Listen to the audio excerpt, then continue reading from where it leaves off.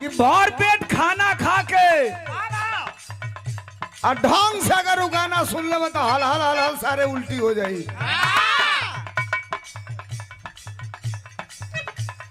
आज का गाना अब तरी साथ 2-4 मिनट हमारा का दिखा लोग अपन सुना लोग। 25 साल पहले आज के 25 साल पहले हाई नया जनरेशन के लोग खाली सुनले होई, वो समय का कंडीशन ना जानले होई। एगो तरज आई ले एगो गाना कि जब से सिपाही से भइले हवलदार हो, नथुनिया पर गोली मारे सैया हमार हो। ए मीनाक्षी ये जब ये गाना चलल तो ये गाना का रिएक्शन समाज में का भई। केहू अपनी लड़का का बारात लेके जाओ और टेंट वाला का सट्टा लिखावे जाओ तो टेंट वाला सबसे पहले पूछे बाराती में का ले जाता ला, तो लोग कहे कि बिरहा ले जाता, नहीं तो कहे कि सट्टा लिखब। अजब कहे लोग कि नाच ले जाता, नहीं तो कहे मोर भैया ना खाली नहीं के दूसरे का कहला। बारात मालिक पूछा कि भाई काहे सट्टा नहीं लिखत, तो वो कहे ऐसे नहीं लिखत, सही का बात जान लो। टेंट लगा दे, स्टेज लग जाई, नाच ले गई लवा जो लवंडा आके तनी घड़ी पहले नाचल चालू करा था, तो पहले गाना का फरमाइश होता नथुनिया पर गोली मारे सैया हमार हो। जब वो लवंडा गा के नाचल चालू करा था तो अगर में 2-4-10 जनी राइफल बंदूक लेके बैठल रहता लो, इतना ना फायर करता लो, हमारी तम्बू में इतना ना छेदा हो जाता कि जितना सट्टा का रुपया नहीं खे मिलत, ओकरी 1.5 रुपया लगा था बिहाने हमके तम्बू ठीक करौले में। तो केकरा भाखल बा कि सटवो में जाई या घर से धान गेहूं बेच के तम्बू अपन ठीक कराई। समय बदला ले गाना को। तब तक भोजपुरी में एक महिला आ गई, अकेले उसने भोजपुरी को अपने मुट्ठी में कर लिया। सुनिएगा, सुनिए अगर बुलाए धर्मेंद्र सोलंकी को तो। एक महिला ने अकेले भोजपुरी को अपने मुट्ठी में किया, नाम उसका कल्पना। कल्पना आईली गाना गा दहली, जा तारा परदेश बलमुआ, छोड़ के अपन देश बलमुआ, का देखबई बा पंडित जी से खोलवा के पोथी पतरा।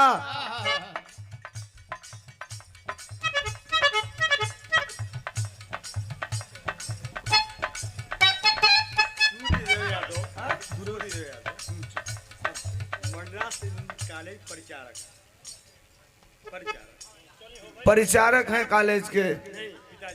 अच्छा पिताजी आधुनिक सदस्य सूर्यदेव यादव जी। हमारे उरे बोल दी कौन इंटर कॉलेज कौन? Maninath inter college.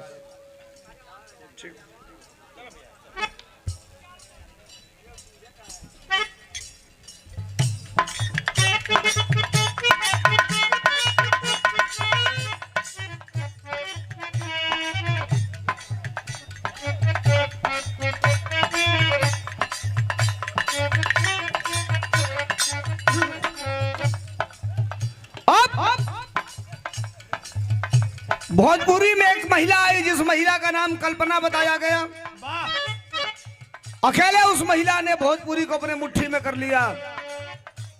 कल्पना आईली, पहला गाना आई कल्पना का, जाता रहो परदेश बलमुआ, छोड़ के अपन देश बलमुआ, का देखो वो पंडित जी से खोलवा के पोथी पतरा, एगो चुम्मा ले लो राजा जी बन जाई जतरा। आधा काम पंडित जी लोग का खत्म हो गई। वही कल्पना के गाना पर नाराज मत होइए लोग। पहले लड़का दिल्ली मुंबई कमाए जा सब पैसे वाले लो भाई को, नहीं तो बैठा तो न बिगाड़ दे भी रहा तो ना ना ना चाहिए रुपया बैठा। अब कैसे तू जगह खड़ा रहो तुम कैसे चला?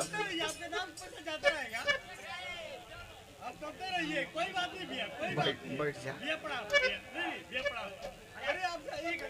अरे भाई हो बैठ जा। अरे कोनो बात नहीं, भैया के नाम पर जाइए। निक लगी बैठ जा।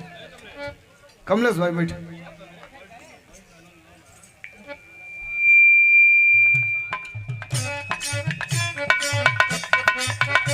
पीछे बैठा बोलो।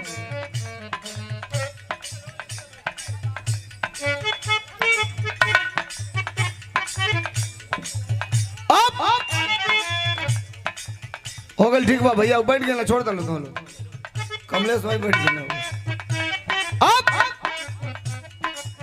ए चाचा हो गल चला अब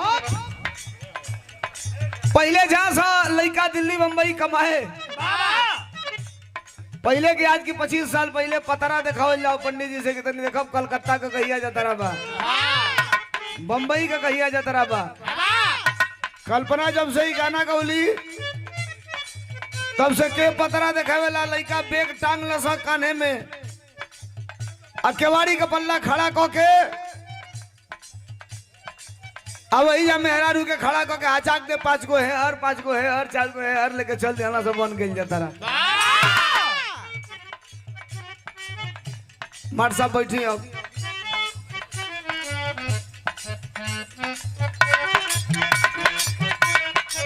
अच्छा तो यहूदा लेकर निमत रहा भैया लोग तनी दिमाग हमारी और यहूदा लेकर निमत रहा तो ले भोजपुरी में एक 12 साल का लड़का आ गया 12 साल का नौजवान कल्पना हेजा ले लाई लाली भोजपुरी के और नाप के हेजा से 6 इंच नीचे लेके चली आई नाव जगह रहे कल्लू महाराज गाना गौलस की एगो हो ताटे पिछवा से चूक राजा जी लगा दी तू कवन जी का हुक राजा जी